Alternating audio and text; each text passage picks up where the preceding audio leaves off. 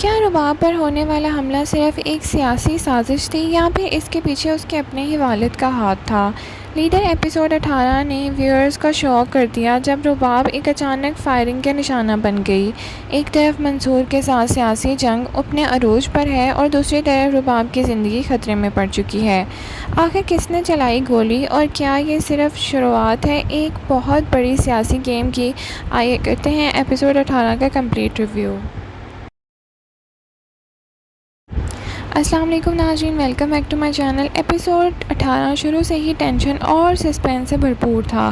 رباب اور اس کے والد کے درمیان چلنے والی سیاسی اسٹریٹجی میٹنگ سے پہلے ہی ماحول کو گرم کر دیا گیا۔ ہر کردار کسی نہ کسی ہڈن ایجنڈے کے ساتھ نظر آ رہا تھا، لیکن کسی کو اندازہ نہیں تھا کہ ایپیسوڈ کا اینڈ تک اتنا بڑا حادثہ دیکھنے کو ملے گا۔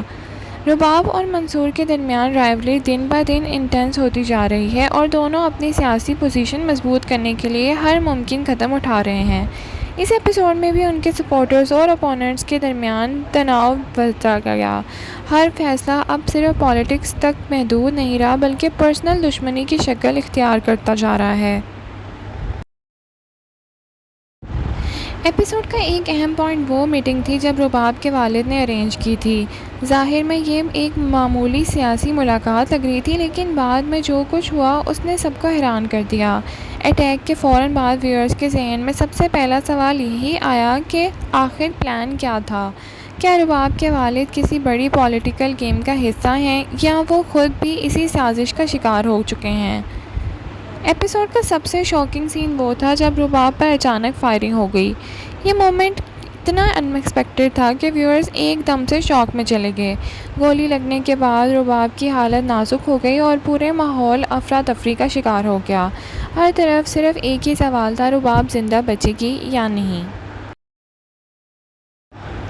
ناظرین، اٹیک کا بعد کہانی اور بھی زیادہ مسٹریس ہو گئی۔ کچھ اشارے منصور کی طرف جا رہے تھے جبکہ کچھ کلوز رباب کے اپنے گھر والوں کی طرف اشارہ کر رہے تھے۔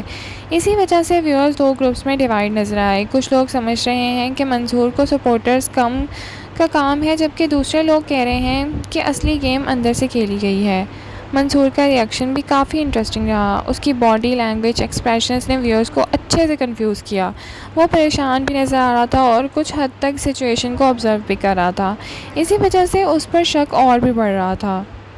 ناظرین، لیڈر ایپیسوڈ 18 کی سب سے بڑی اسٹرینتھ اس کا سسپینس ہے۔ رائٹرز نے اٹیک کے پیچھے اصل ماسٹر مائنڈ ریویل نہیں کیا، جس کی وجہ سے آڈینس کی کیوریوسٹی اور بھی بڑھ گئی ہے۔ اب ہر ویور اگلے ایپیسوڈ کا انتظار کر رہا ہے تاکہ سچ سامنے آ سکے۔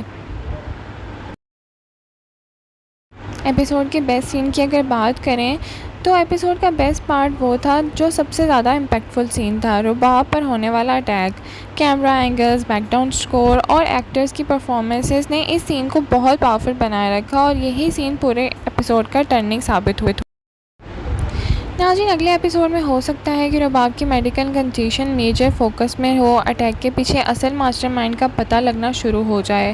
اوورآل بات کریں تو لیڈر ایپیسوڈ 18 سسپینس، پالیٹکس اور شاکنگ ٹویسٹ سے بھرپور ایپیسوڈ تھا۔ رباب پر حملہ پوری کہانی کا ایک نیا موڑ پر لے آئی اور اب ویورز کے پاس سوالوں کے سوائے اور کچھ بھی نہیں۔ آپ کے خیال میں رباب پر حملہ کس نے کروایا؟ منصور، سیاسی دشمنی یا پھر کوئی اپنا؟ کمنٹ سیکشن میں اپنی رائے کا اظہار ضرور کریں۔ لائک، شیئر، سبسکرائب کرنا نہ بھولیں۔ Thank you so much for watching. اللہ حافظ۔